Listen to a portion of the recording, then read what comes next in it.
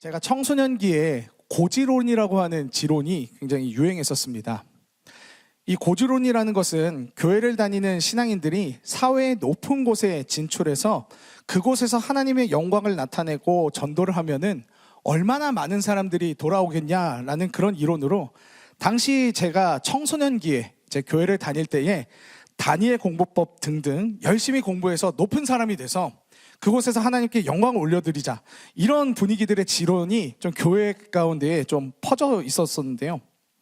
당시에 저도 이런 분위기에 편승해서 당시 저의 꿈이자 목표가 가수였습니다. 그래가지고 나중에 TV 시상식 때 하나님께 영광 올려드립니다, 이런 얘기하는 게 저의 꿈과 소망이었습니다.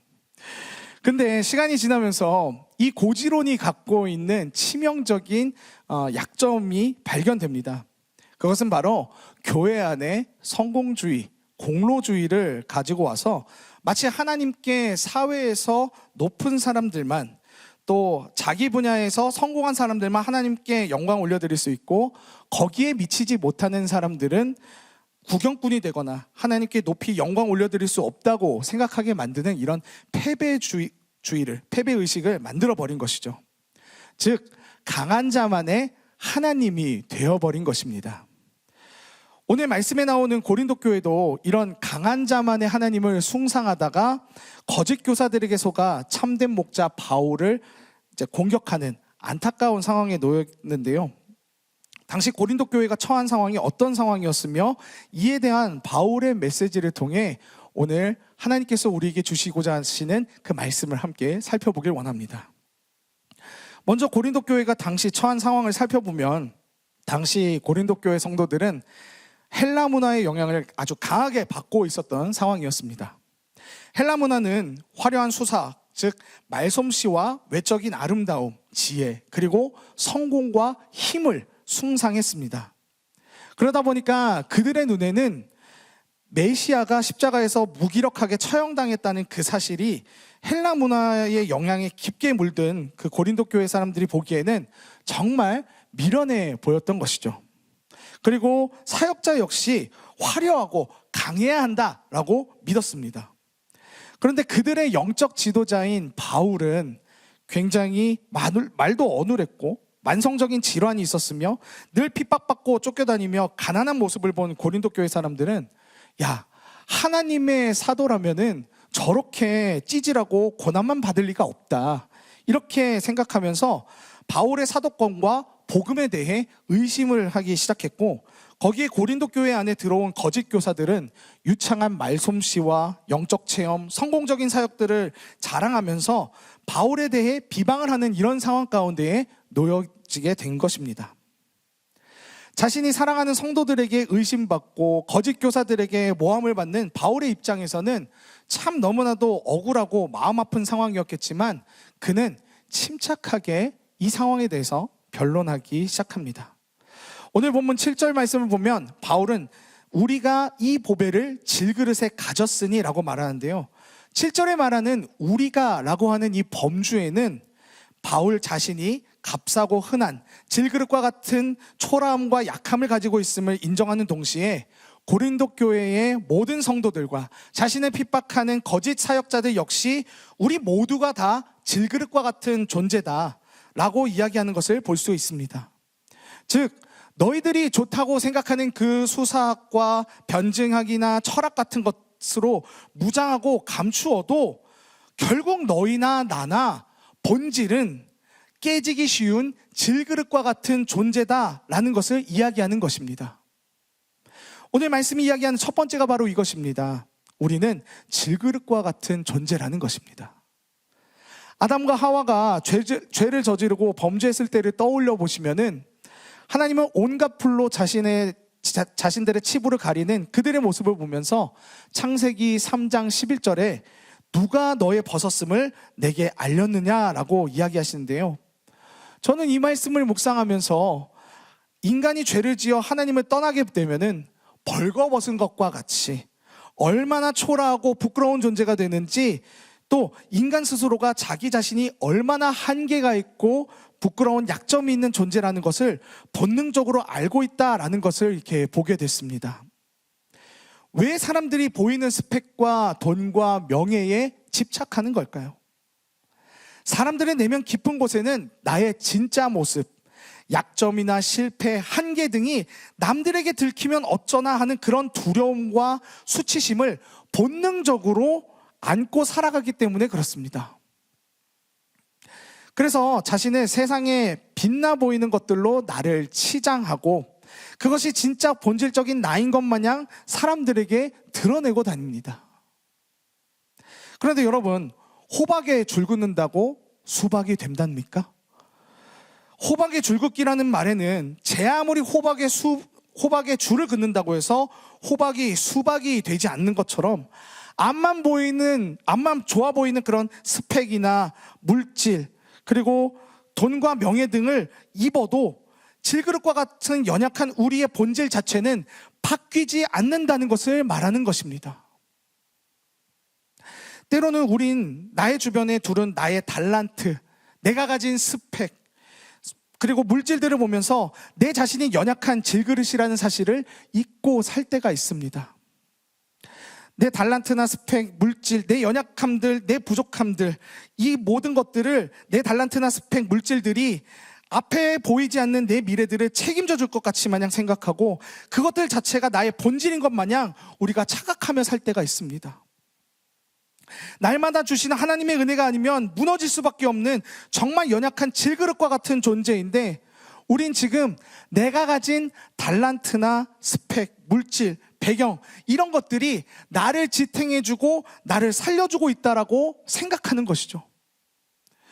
몇 주 전 저도 제 스스로가 정말 아무것도 아닌 질그릇이라는 그 본질 앞에 선 적이 있었습니다. 고등부 수련회 찬양을 인도를 맡게 돼서 준비를 하고 있었는데 하필이면 고등부 수련회 찬양 인도하는 그 주에 감기에 걸려버린 것입니다. 열은 나지 않았는데 머리가 너무 아프고 목도 제 상태가 아닌 정말 최악의 상황이었습니다. 왜 하필이면 이런 타이밍에 감기에 걸렸을까? 너무 화가 나면서 이거 안 되겠다, 일단 빨리 나아야 되겠다라는 생각에 약도 먹고 링겔도 맞았지만 잘 낫질 않았어요. 결국 제 컨디션이 아닌 상태에서 고등부 수련회 찬양을 인도를 하게 됐는데 인도하기 전에 정말 쓰러질 것 같은 그런 몸을 붙들고 찬양팀과 기도하는데 하나님께서 저에게 이런 마음을 주셨어요. 태경아, 너도 저 아이들과 같이 함께 찬양해라. 너가 찬양을 인도하려 하지 말고 너도 저 아이들과 함께 한 사람의 예배자들로 저들 속에 들어가 나를 예배해라. 이런 마음을 저에게 주시더라고요. 저는 하나님이 이 마음을 주시자마자 이게 어떤 뜻인지 바로 알았습니다. 21살 처음 제가 찬양 인도했을 때의 그 첫 마음을 떠올리게 하신 것입니다. 저는 찬양을 준비하면서 말도 잘 못하고 사람들 앞에 서면은 무대 공포증이 이제 발동돼가지고 벌벌 떨었기 때문에 하나님이 저 도와주시지 않으시면 저 안 됩니다. 망합니다. 큰일 납니다. 이러면서 그런 마음으로 정말 절실하게 기도하면서 제가 처음 찬양 인도를 준비를 했었는데요. 어느 순간 찬양 인도가 익숙해지면서 하나님의 은혜와 도우심보다 저의 그동안의 경험과 어줍지 않은 그런 스킬들을 더 의지하면서 저의 능력으로 찬양을 인도하려 했던 그런 저의 모습을 보게끔 하신 것입니다. 어느 순간 제가 마치 예배의 주관자가 된 것처럼 제가 인도에서 끌고 가야 한다는 그런 마음을 갖고 있었던 것이죠. 하나님께서는 감기라고 하는 이 연약함을 통해서 제가 갖고 있던 모든 스킬과 경험과 방법들을 내려놓게 하시고 제가 정말 하나님의 은혜가 아니면은 안 되는 정말 아무것도 아닌 질그릇이라는 저의 본질을 보여주셨습니다. 우리가 질그릇이라는 사실을 안다는 것은 너무나도 매우 중요합니다. 왜냐하면요, 우리가 평범한 질그릇이라고 하는 그 본질에 마주했을 때 오늘 말씀 7절이 얘기하는 그 질그릇 안에 보배를 보게 되고 그것의 진정한 가치와 능력이 드러나기 때문에 그렇습니다. 오늘 말씀이 말하고자 하는 두 번째는요, 바로 우리 안에 예수 그리스도라는 보배를 보자라는 것입니다. 오늘 7절 하반절을 보시면은 바울은 이는 심히 큰 능력은 하나님께 있고 우리에게 있지 아니함을 알게 하려 함이라 라고 말하는데요. 바울을 공격하는 거짓 사도들, 뛰어난 수사학과 철학과 인문학 등으로 무장한 그들이 과연 하나님을 자랑할까요? 아니면 자신들이 가진 수사학, 철학, 지혜 같은 것들을 자랑할까요? 안타깝지만 제가 어느 순간 하나님보다 저의 찬양인도 스킬, 경험 등을 더 의지했었던 것처럼 이들도 하나님보다 자신들이 가진 지혜와 스킬들을 더 의지하고 자랑했습니다. 이것이 인간이 가진 연약함입니다. 사람들은요, 자신이 가진 보이는 상황과 환경에 정말 많은 것을 의지하기 때문에 지금 내 눈에 당장 보이지도 느껴지지도 않는 하나님보다도 지금 내가 바로 느낄 수 있고 바로 볼 수 있는 한계가 명확한 것들에 우리의 존재를 기대고 더 의지하게 됩니다. 그리고 그것 자체를 본질이라 여깁니다. 그러다 보면 우린 우리 안에 진정한 보배이신 예수 그리스도를 보지 못하고 더 큰 능력을 발휘할 수 있는 그분의 일하심을 경험하지 못한다는 것입니다. 20세기 위대한 영적 거장 A.W. 토저는요, 이런 얘기를 했습니다. 만약 오늘날 교회에서 성령을 뺀다 해도 우리가 하는 일의 95%가 계속될 것이고 아무도 차이를 알지 못할 것이다. 만약 신약교회에서 성령을 뺀다면 그들이 행했던 일의 95%는 멈췄을 것이고 모두 그 차이를 알았을 것이다. 여러분, 이게 얼마나 참 무서운 통찰입니까? 이것이 의미하는 바가 무엇입니까? 이것은 고린도 교회의 그 거짓 사도들이 수사학과 철학을 자랑했었던 것처럼 어느새 내 안에 그리스도라고 하는 그 보배가 주시는 능력이 없어도 내 경험, 내 지식, 내 스펙만으로도 충분히 살아갈 수 있고 사역할 수 있다고 착각하며 살아간다는 것을 의미합니다. 과연 인간의 시스템과 지혜와 능력이 성령의 일하심보다 더 뛰어날까요? 전혀 그렇지 않습니다. 바울은 고린도전서 2장 4에서 5절 말씀을 통해 이렇게 말하고 있습니다. 내 말과 내 전도함이 설득력 있는 지혜의 말로 하지 아니하고 다만 성령의 나타나심과 능력으로 하여 너희 믿음이 사람의 지혜에 있지 아니하고 다만 하나님의 능력에 있게 하려 하였노라. 그렇습니다. 바울은 하나님의 사역이 사람이 가진 지식이나 언변으로 이루어지지 않음을 꿰뚫어 보고 있었습니다. 0%인 핸드폰에 충전기를 꽂지 않으면 핸드폰이 전혀 작동하지 않는 것처럼 질그릇인 우리도 우리 안에 보배이신 성령의 일하심과 이끄심을 받지 않으면 우리 안에 있는 지혜라든지 스킬들은 전부 다 헛것이라는 것입니다. 그런데 우리는 자꾸 보이는 내 지혜와 배경들을 하나님보다 더 의지한다는 것입니다. 심지어 그 지혜와 세상에서 유리하다고 이야기하는 배경과 스펙과 물질들을 얻기 위해서 하나님을 이용하고 흥정하는 경우가 있다는 겁니다. 이런 거죠. 하나님, 저 이번에 여기 대학에 안 보내주시면 저 하나님 안 봅니다. 하나님, 저 이번에 취업 안 되게 해주시면 저 하나님 떠날 겁니다. 하나님, 제 인생 여기서 더 꼬이게 하면은 저 진짜 하나님 떠나버릴 겁니다. 여기서 그럼 밸런스 게임을 한번 해보죠. 하나님을 버리고 하버드 대학에 내가 원하는 과에 진학하는 것 vs 하나님을 버리지 않고 지금 현재 내 상황에 있는 것. 잠깐 생각해 보세요, 여러분. 어떤 거가 더 좋은 것 같습니까? 자, 밸런스 게임이에요. 자, 첫 번째 밸런스 게임 이거고요. 두 번째입니다. 하나님을 버리고 내가 원하는 회사에 취직하는 것 vs 하나님을 버리지 않고 지금 현재 내 상황에 있는 것. 지금 웃으시는 분들 뭔가 지금 다른 생각을 하시는 것 같은데, 만약 잠깐 현재 내가 있는 상황에서 벗어나 내가 하나님을 버리고 내가 원하는 취직, 학벌, 돈을 얻을 수 있는 그런 상황과 환경에 놓였으면 정말 좋겠다 라는 그런 마음이 든다면 지금 원하고 있는 그것 자체를 하나님의 이끄심보다 내가 더 신뢰하고 의지하고 있다는 것입니다. 나의 보배는 예수 그리스도가 아니라 세상에 빛나 보이는 저 학벌들, 배경들, 돈, 명예, 이런 것들이라는 거죠.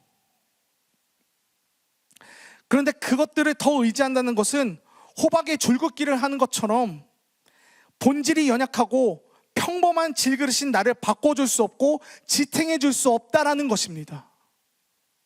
왜 그렇습니까?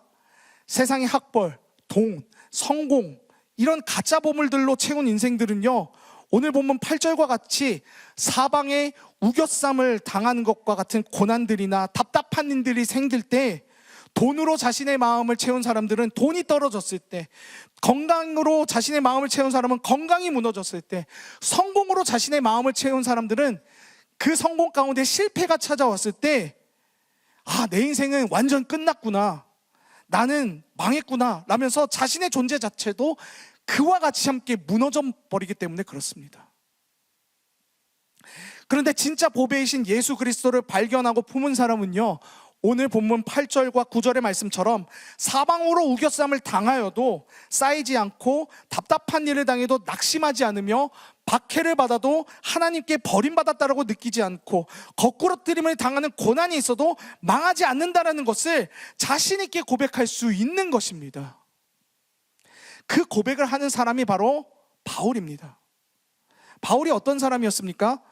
그는 우리가 원하는 스펙과 지혜, 배경, 모든 것들을 다 갖춘 금수저, 소위 세상이 말하는 엄친아와 같은 그런 존재였습니다. 일단 당시에 최고 제국인 로마 시민권이 있는 사람이었고요, 고대 세계 3대 문학 학문과 철학의 중심지인 길리기아 다소 출신으로 어려서부터 헬라 문화와 철학, 히브리어와 헬라어에 능통한 글로벌 인재로 성장할 수 있는 그런 배경이 있었던 사람이었습니다. 뿐만 아니라 이스라엘의 초대왕 사울을 배출한 명문 베냐민 지파 출신으로 난지 8일 만에 할례를 받은 뼈대 있는 정통 유대인 집안의 그런 사람이었고, 당대 최고의 율법학자인 가말리엘 밑에서 배운 엘리트 중에 초엘리트였습니다. 앞서 우리가 했던 밸런스 게임에서 하나님 없이도 이미 그는 하버드에 합격했고 사회에 명망 있는 인재로 승승장구하던 사람이 바로 바울이었습니다.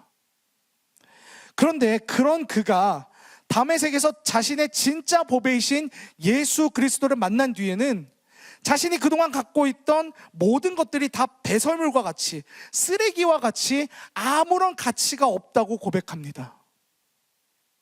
그는 세상의 귀한 것들과 예수 그리스도를 놓고 비교했을 때 그것들과 밸런스 게임을 했을 거예요. 근데 그것들과 비교했을 때 예수 그리스도가 비교할 수 없을 만큼 너무나도 큰 보배라는 사실을 깨달은 것입니다.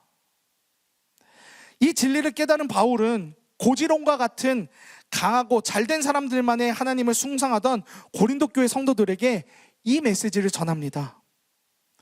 오늘 말씀 이야기는 바로 세 번째는요, 바로 우리 삶의 연약함과 고난과 깨어짐은 십자가 생명이 흘러가는 통로라는 것입니다. 우리가 생각하기에 하나님을 믿으면 잘 돼야 한다라는 그런 생각을 가지고 있습니다. 사실 저도 이와 같은 생각으로, 그런 믿음으로 신앙생활을 했고, 실제로 저와 저희 가족은 저희 아버지가 교통사고로 머리밖에 못 움직이시는 그런 전신마비 장애를 얻으셔서 계속해서 20대, 30대 될 때까지 기초생활 수급자로 생활하면서 넉넉하지 못하게 그렇게 살아갔지만, 그런 어려움 속에서도 하나님의 선한 인도하심에 따라 제가 여기까지 올 수 있었습니다. 맞습니다. 하나님께서는 하나님을 믿는 백성들에게 잘됨과 복을 주시는 복의 근원이시고 신실하신 하나님이십니다. 그런데 제가 말씀을 배우고 말씀을 묵상해 보니까요, 성경은 우리 믿는 사람들의 잘됨을 이야기하는 것보다 고난과 박해, 역경들 속에서 우리에게 어떤 소망이 있는지, 그 어려움과 힘듦들 속에서 하나님의 분명한 메시지가 있다는 것을 더 많이 이야기하더라고요. 앞서 우리가 고지론에서 나왔던, 예화에서 등장했던 다니엘과 요셉과 다윗의 삶을 보면은 그들이 분명 사회에 명망 있는 그런 높은 자리에 있었던 사람들은 맞으나, 다니엘은 어땠습니까, 여러분? 그가 총리 가운데 있었지만 모함도 당하고 사자굴에까지 들어가는 그런 위기도 있었고요. 요셉도 억울하게 감옥살이를 하는 그런 어려움이 있었지 않습니까? 다윗은 사울 왕의 질투 때문에 생명을 계속해서 위협받는 그런 위기가 날마다 존재했었고, 이후에는 아들의 쿠데타로 인해서 도망가는 그런 순환을 겪었습니다. 정말 이들은 하나님을 너무나도 잘 믿고 따르던 그런 사람들임에도 불구하고 분명 이들이 잘됨과 복을 누렸지만, 내가 잘 누리던 그 복들이 깨어지고 이들 모두 삶의 고난과 깨어짐이 있었다고 해서 그들은 하나님을 원망하거나 떠나지 않았습니다. 이들은 고난 속에서 끝까지 하나님을 신뢰했습니다. 바울은 오늘 본문 10에서 11절 말씀을 통해 욥의 고난과 같이 우리 믿는 사람들에게 닥치는 어려움과 고난에 대해 이러한 메시지가 있음을 알려줍니다. 10절과 11절 함께 읽어보겠습니다. 시작. 우리가 항상 예수의 죽음을 몸에 짊어짐은 예수의 생명이 또한 우리 몸에 나타나게 하려 함이라. 우리 살아있는 자가 항상 예수를 위하여 죽음에 넘겨짐은 예수의 생명이 또한 우리 죽을 육체에 나타나게 하려 함이라. 아멘. 죽음을 몸에 짊어진다는 것은 복음을 전하다가 돌에 맞고 감옥에 갇히고 굶주리고 심지어 내가 사랑으로 키운 성도들에게 배신과 오해를 당하는 그런 끔찍한 고난과 환난의 삶을 의미합니다. 그런데 바울이 우리 믿는 자들이 이렇게 당하는 고난과 환난과 어려움의 이유가 뭐라고 합니까? 바로 예수의 생명이 우리 몸에, 우리 삶에 나타나게 하려 합니다 라고 이렇게 말합니다. 세상의 고지론과 성공주의의 그런 눈으로 보면은 바울은 철저히 실패한 사람입니다. 마치 하버드를 포기하고 예수님을 선택했더니 남은 것은 가난과 핍박과 매맞음 뿐인 그런 실패의 인생인 것이죠. 그 어떤 것으로도 하나님께 영광 올려드리는 것이 힘들어 보입니다. 그런데 바울은 오히려 자신의 어눌한 말투, 만성 질병이 있는 이런 육체, 박해당하고 궁핍당하고 이런 어려운 그런 연약함들과 고난에 연속되는 이런 상황들이 오히려 예수의 생명을 나타나게 한다라고 말하고 있습니다. 제가 감기 몸살로 인해서 수련회 찬양을 인도해 보니까요, 그 상황에서 저는 그저 하나님만 바라볼 수밖에 없었습니다. 삑사리가 나도 어쩔 수 없었고, 또 그 상황에서 이러다가 쓰러지는 것도 어쩔 수 없었고, 정말 그 순간에는 그동안은 갖고 있던 스킬과 힘과 능력을 쓸 수 없으니까 그냥 하나님만 바라볼 수밖에 없더라고요. 그냥 아빠 손잡고 어설프게 걸음만 하는 그런 아이처럼 한순간 한순간 하나님의 인도하심만 바라볼 수밖에 없었던 21살 처음 찬양 인도를 했던 그때로 돌아간 것 같았어요. 감기 몸살로 제 몸에 가시가 생기고 나니까 이제까지 잊고 살던 그런 하나님의 일하심과 은혜를 온전히 경험할 수 있었던 그런 시간들이었습니다. 아무것도 할 수 없는 발가벗겨진 것과 같이 그런 상황과 환경 가운데 놓이다 보니까 그제서야 제 안에 있는 보배, 성령의 빛이 보이기 시작하고 하나님의 일하심을 경험하게 되더라고요.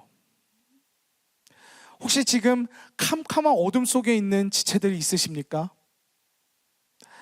아무리 내가 하나님을 믿고 충성했지만 삶의 결과들은 제대로 나오지 않고 계속해서 실패와 좌절과 어려움들을 겪고 있는 지체들이 있으십니까? 하나님, 내가 이만큼 헌신했는데, 이만큼 충성했는데 왜 내 삶에서 얻는 대가는 겨우 이것뿐입니까? 원망과 탄식이 나오시는 분들, 그런 분들께 묻겠습니다. 주님을 정말 사랑해서 그분을 믿고 따르며 충성했습니까? 아니면 내가 원하는 무언가를 얻기 위해 어떤 대가를 바라고 주님을 믿고 따르며 순종했습니까? 지금 삶의 고난과 어려움이 있으신 분들은 어쩌면 그 어려움과 고난 끝에 우리 안에 있는 보배이신 예수 그리스도를 온전히 보게끔 하시기 위해서 주님께서 주시는 시간이라는 것을 잊지 마시길 바랍니다. 주님은 지금 내 주변에 두르고 있는 내 힘과 지혜와 능력들, 내 계획들, 내가 가지고 있는 모든 배경들, 그것들을 때론 고난을 통해 강제로 내려놓게 하시고 내가 정말 아무것도 할 수 없는 그때를 기다리십니다. 완전 발가벗겨진 것처럼, 완전 연약하고 평범하고 아무것도 아닌 질그릇이라는 나의 본질을 보게끔 하셔서 나는 하나님의 은혜 없이는 아무것도 할 수 없는 존재라는 것을 직면하게 하시고, 거기서 얼마나 나를 사랑하시는지, 얼마나 하나님께서 나를 기다리고 계셨는지, 그 가운데에서 얼마나 나를 찾으시고 함께 하셨는지를 보게끔 하십니다. 내 몸이 약해지고 내가 가진 모든 것들이 날아갔을 때, 내가 의지했던 모든 것들이 사라지고 아무런 소망이 보이지 않는 그때에 주님은 우리 안에 주신 보배의 빛을, 예수 그리스도의 그 생명의 빛을 더욱더 강하게 비춰주십니다. 예수님을 생각해 보세요. 여러분, 예수님이 세상 권세와 돈과 명예, 인기, 그런 것들에 연연하신 분이셨습니까? 보리떡 5개와 물고기 2마리로 5,000명을 먹이셨을 때 예수님을 칭송하는 소리가 가득하자 예수님은 오히려 그곳에서 도망치셨습니다. 마태복음 23장 12절을 보시면 주님은 제자들에게 이렇게 말씀하셨습니다. 누구든지 자기를 높이는 자는 낮아지고 누구든지 자기를 낮추는 자는 높아지리라. 우리는 매주 십자가를 얘기하지만 막상 십자가가 가진 본질과 방법대로 따라가려 하면 다 그것을 피하려 합니다. 여러분, 예수 그리스도의 생명은 아이러니하게도 이 땅에서 가장 처참한 사형 도구인 십자가에서 시작됐습니다. 주님의 채찍 맞으심과 고난과 대속의 죽음이 있었기 때문에 우리에게 영원한 생명이 오지 않았습니까? 하나님께 영광 올려드리는 것은요, 내가 강할 때, 내가 가장 잘 나갈 때 나타나는 것이 아닙니다.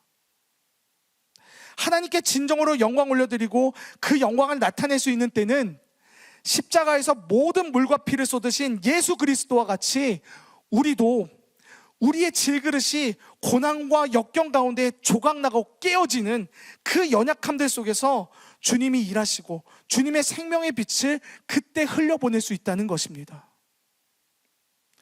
어느 순간 교회에는 내가 믿고 이만큼 잘 됐다, 이렇게 이야기하는 문화들이 참 많이 생겼습니다.